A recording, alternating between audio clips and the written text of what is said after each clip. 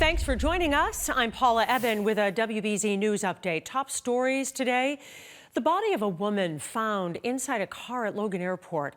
Police have identified the victim as 31-year-old Margaret Mbitu of Whitman. She was reported missing by her family since Monday. State police now say they've issued an arrest warrant for 40-year-old Kevin Kangathi of Lowell, who investigators say boarded a flight out of the country to Kenya.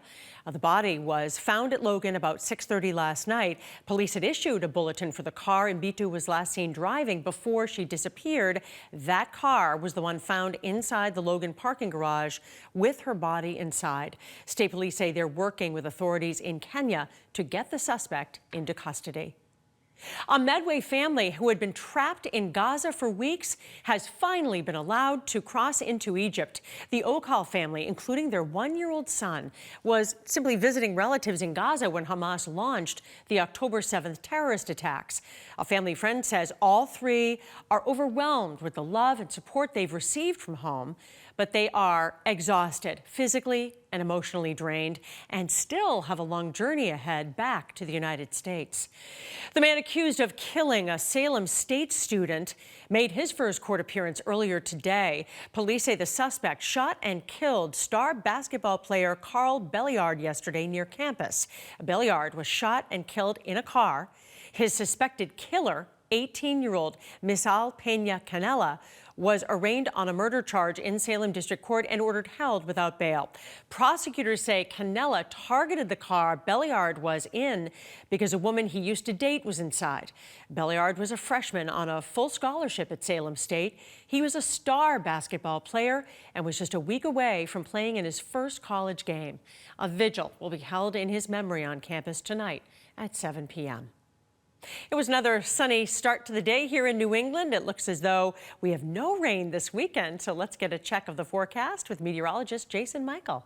Look at all the sunshine that we're enjoying today, New England. Clouds are really high in the sky here. We've also lightened up our winds. Earlier, they were roughly around 10 miles per hour. Temperatures are still sluggish, though, in the mid to low 40s across the area. However, do not worry. We have more sunshine to enjoy today, as well as a little bit of warmth coming on in. Average high temperature, by chance, is actually around 56 degrees, or overnight lows averaging roughly around 41, 42 degrees. So we are right where we should be in the overnight low temperatures. Still a little bit unsettled. You can see back out towards the Cape there near P-Town. You can see a light shower moving through as well. We're beginning to see sort of the onset of a different weather pattern coming back in. And how are we seeing that? And and also, what is the reason why we're seeing that? Well, our clouds start to look a little bit different.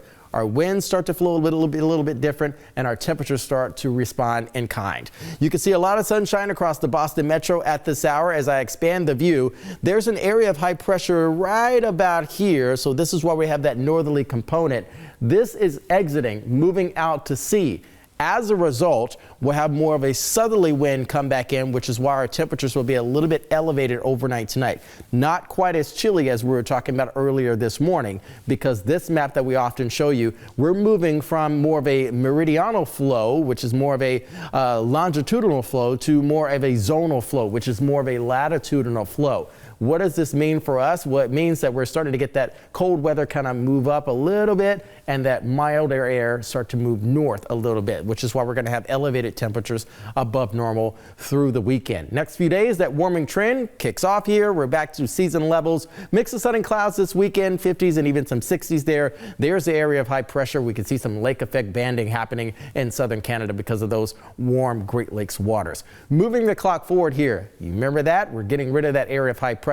Clouds are beginning to move back in. Here's our inbound frontal boundary arriving for us this weekend. We'll cool things off a wee bit. As we get into Sunday heading in towards Monday, we'll start to pack in a little bit more cloud cover as we're going to be watching a mid-Atlantic storm system race up the eastern seaboard. That'll likely pull in our next rain chances by Monday and Tuesday.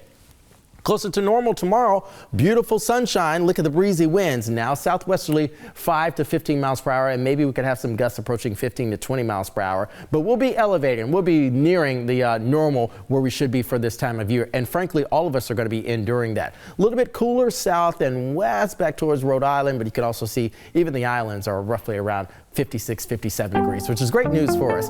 As we close out the work week heading into the weekend, roughly around 60 degrees. I like to call it a well-balanced weekend, a stable weekend, a sunny weekend. Few passing clouds with a PM shower possible on Monday. We ignite more rain chances across the region periodically on Tuesday and Wednesday, going from the low 60s on Tuesday.